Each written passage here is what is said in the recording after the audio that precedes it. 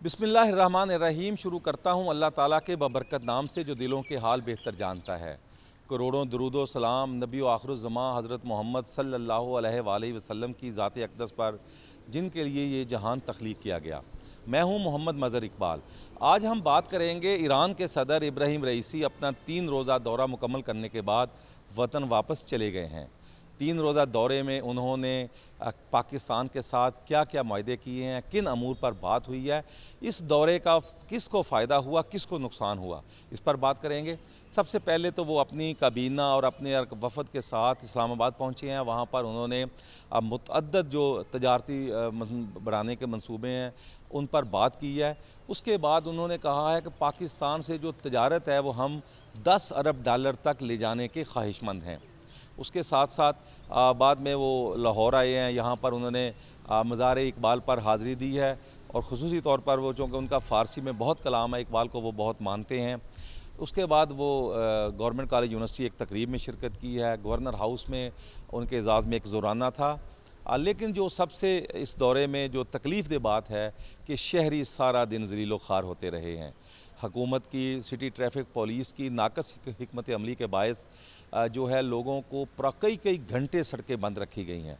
फिर उसके बाद मैच के लिए भी सड़कें रात तक बंद रही हैं, तो लोग सारा दिन कल जो है वो ज़लील व ख़ार होते रहे हैं। तो इस पर भी हुकूमत को कुछ सोचना होगा।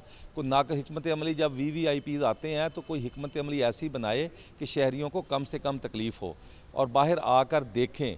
जब ईरानी सदर ने अभी आना ही था, कई घंटे पहले माल रोड और दीगर अतराफ़ की सड़कें बंद कर दी गई।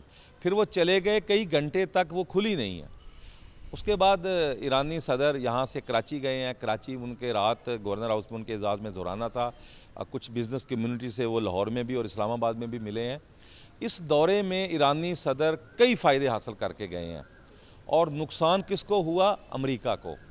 अमेरिका ने उसके जहन में ये था कि जो है वो पाबंदियाँ लगा दूंगा। ये पाक ईरान गैस पाइपलाइन मंसूबे पे बात करेंगे, कोई तजारत बढ़ाने की बात करेंगे।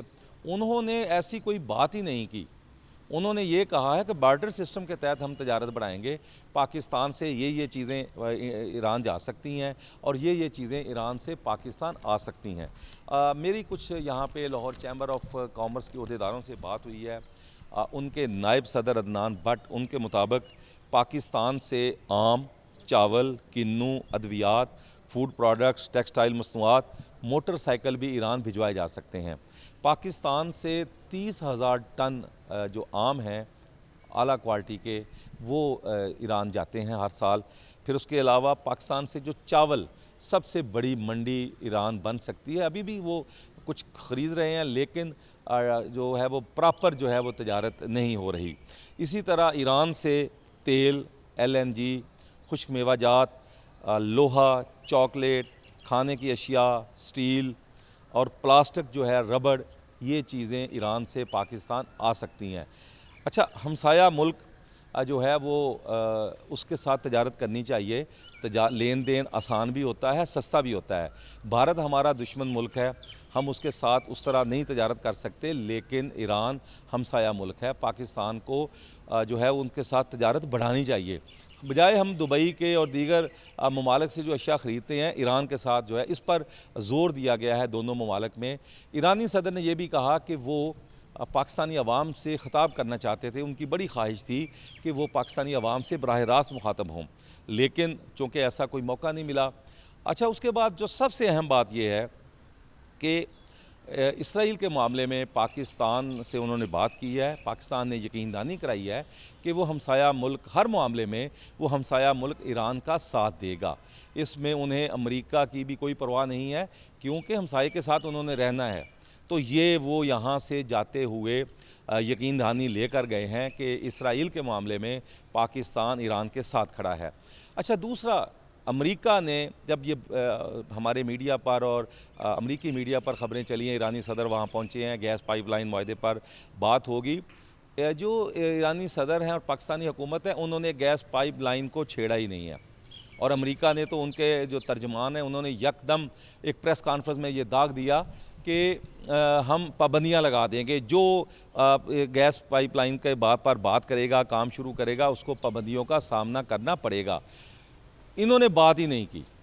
उन्होंने कहा कि अभी हालात ही साजगार नहीं है कि हम बात करें। अमेरिका की को एक किस्म का चकमा दे दिया है, इस पर बात करेंगे। उन्होंने ये भी बात हुई है कि बात करेंगे, अभी हालात साजगार नहीं है, क्योंकि ईरान ने जो पाइपलाइन बिछा दी है अपने बॉर्डर तक, हमारी तरफ से अभी उसके लिए एक तो गवादर में गैस पाइपलाइन के लिए जगह नहीं खरीदी गई, हमारे लिए अभी पैसे मुख्तस नहीं किए गए, पैसे अभी हैं नहीं।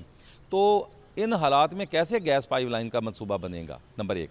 नंबर दो, अभी ईरान से इसकी कीमत का तयन होना है, और ये बात भी ईरान से जो है वो ज़ेर बहस आनी है कि मुसलसल हमें जो है वो गैस 24 घंटे आप फ्राहम करेंगे। तो ये अभी तो इस पे भी बात होनी है, लिहाजा उन्होंने इस बात को छेड़ा ही नहीं है। उन्होंने ये कहा है कि हम इस पर बाद भी बात करेंगे, फ़िलहाल आप आए हैं। ईरानी सदर बेसिकली इस लिए आए थे कि वो अमेरिका को, बरतानिया को, इसराइल को ये दिखा सकें कि मैं अपने हमसाया मुल्क पाकिस्तान जा रहा हूँ, मैं पाकिस्तान के साथ तजारत और दीगर अमूर पर बात करूँगा और आपके सीने पर मैं मूंग जो है वो दलूँगा। तो ये उनका प्लान था। वो आए हैं, पाकिस्तान ने बड़ी खुशखूबी से उसका इस्तकबाल किया है। 3 दिन वो हमारे मेहमान रहे हैं, उसके बाद वो अपने मुल्क चले गए हैं।